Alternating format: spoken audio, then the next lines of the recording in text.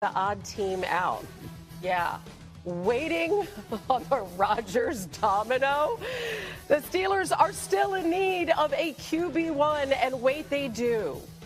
Now, whoever is at the helm, the Steelers will find a new receiver there. They traded a second-round pick for DK Metcalf.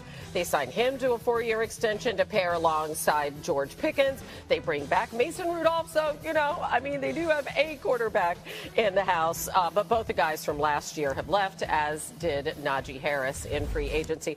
Groz, what is the Steelers side of thing as they wait and as they may continue to wait? And how long can they afford to wait? Well, I think they feel like they can afford to wait because there's not another option out there that they feel is as good as Aaron Rodgers. Yeah. So if they wait and Aaron Rodgers makes them wait, and in the meantime someone else signs Carson Wentz, I don't think the Steelers are going to be too broken up about that because they did bring back Mason Rudolph, who was their starter at the end of the season 2 years ago, and they made the playoffs. They know he can do what they need him to do. But the preference would be to get Aaron Rodgers. If they don't get him, even if they do get him, I think the Steelers also anticipate addressing the quarterback position relatively early in the draft, be that in the first round or on day 2. Mina, what would you like to see them do in the meantime? Is there a phone call perhaps you would like them to make?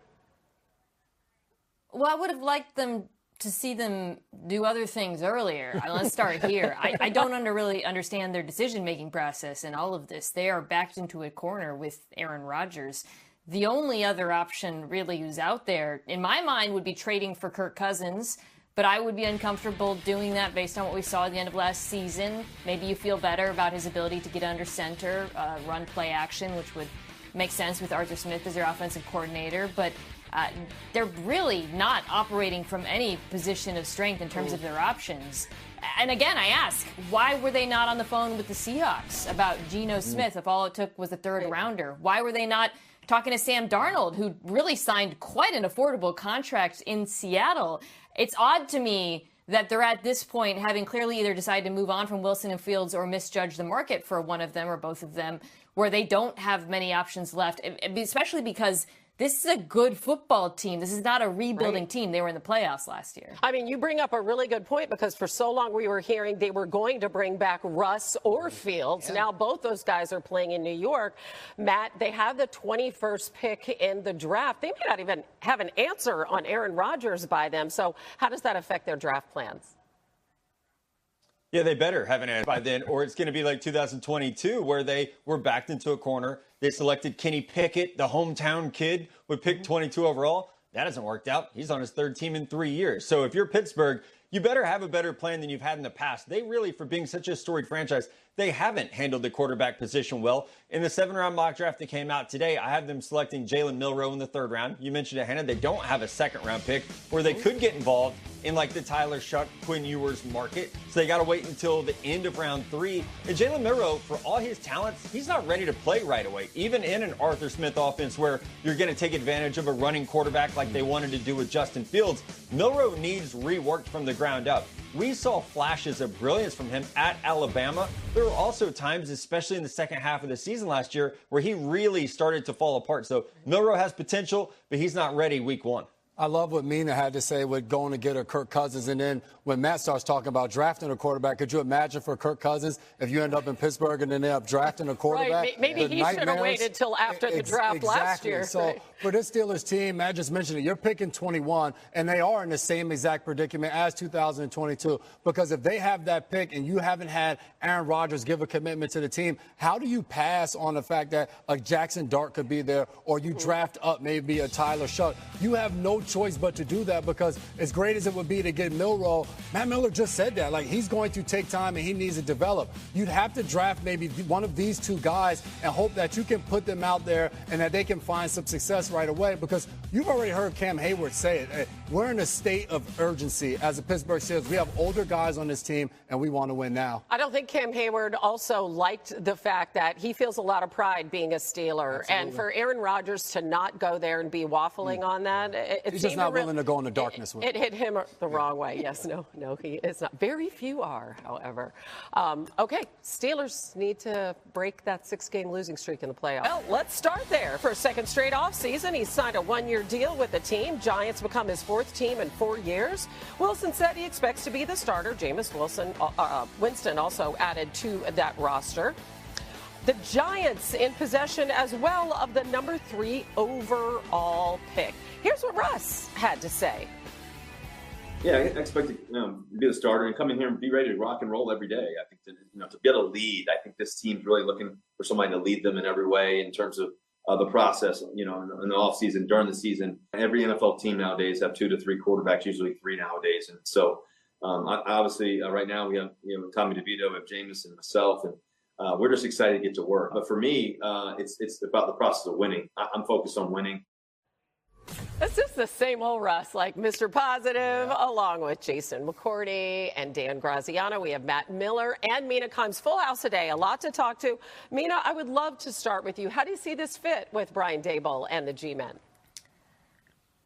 Yeah, first of all, at that price, I'm happy with it. If I'm the Giants, given the amount of guaranteed, that's not a lot for a starting quarterback. At this point, we know what the Russell Wilson offense is, right? It's not too dissimilar from what we saw in Pittsburgh, what you saw in Seattle as well. Big plays outside the numbers. It's not terribly efficient over the middle of the field. A lot of play action passing. I'll say the same thing about New York if Wilson is a starter that I said about the Steelers and something they didn't have success with. You got to be able to run the football because you want to give him those single high looks that he thrives on, throwing deep outside the numbers, the famous moon ball. But to get defenses to play single high, you have to make them respect the run. The Giants have a back that I like a lot, Tyrone Tracy Jr. I think they need to continue investing in their offensive line to be good at running the football. Maybe not in the first round, where they're picking, certainly not.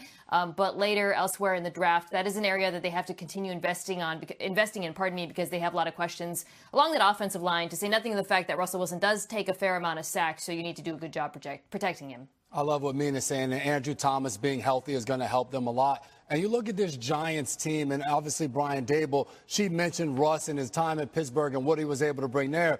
The difference is the expectation for the New York Giants is we just need a quarterback that can get us lined up, playing and play out, and get us moving in the right direction. This is an offense that ranked 31st in scoring last year and then 30th the year before. So they just need somebody at that quarterback position to the point where somebody's not flying a plane over top of the stadium late in the season asking ownership to fix a dumpster fire. And I think they moved in the right direction, getting a guy like Russell Wilson. Yes, in the press conference, Hannah, you're right. He says all the things you expect him to say, but he's a guy that's been in that position for years, understands it. And to Mina's point, throwing that ball down the field, maybe that helps unlock Slayton and also Jalen Hyatt, who's on that team, who hasn't gotten a ton of playing time. Yeah, look, I mean, they're not as bad as the Giants have been. The cupboard's not bare. When you talk about Andrew Thomas, who's an elite left tackle, you talk about Malik Neighbors, who's a high-level #1 wide receiver, and they do like their backs, especially Tyrone Tracy. So you bring in Russell Wilson, you know what you're going to get, right? You have somebody that can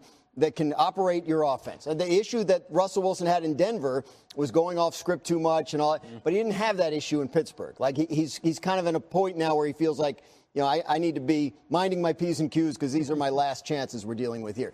From the Giants' perspective, it's a good move because at that cost, it doesn't prevent them from doing anything else. If they want to draft a quarterback at 3 or trade up to 1, they can still do that. This doesn't prevent them from doing that. Now they feel like they don't have to force it just for the sake of doing it, because they're coming off of the Daniel Jones experience of taking a guy 6th that didn't turn out to be the guy, and they don't want to be in that position again. Right. I mean, Giants fans, this has improved exponentially, by the way, that quarterback room, all right? I know people aren't that excited, but just look at what you had before.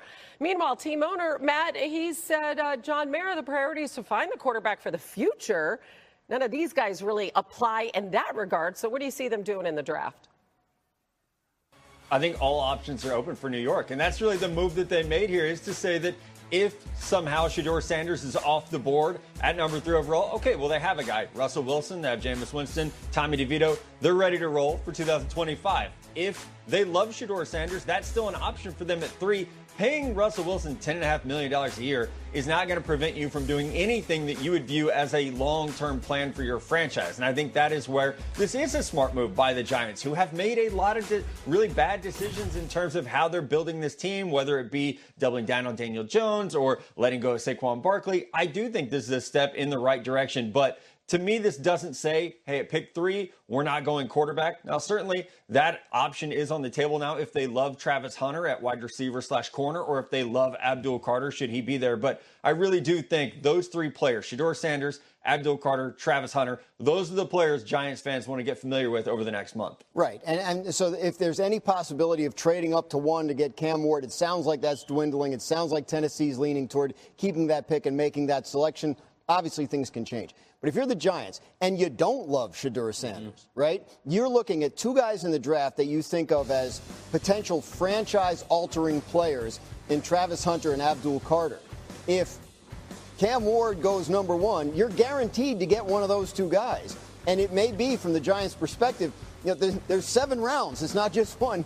They have the 2nd pick of the 2nd round. They could use that on a quarterback. They could trade back into the 1st round if there's somebody further down the list that they like at the price, as opposed to forcing the number 3 pick on a quarterback that they're not sold on. Again, I'm not saying they're not sold on Shedeur Sanders. I'm saying if they're not and they don't want to take him at 3, they don't have to. But it brings up a great point to what you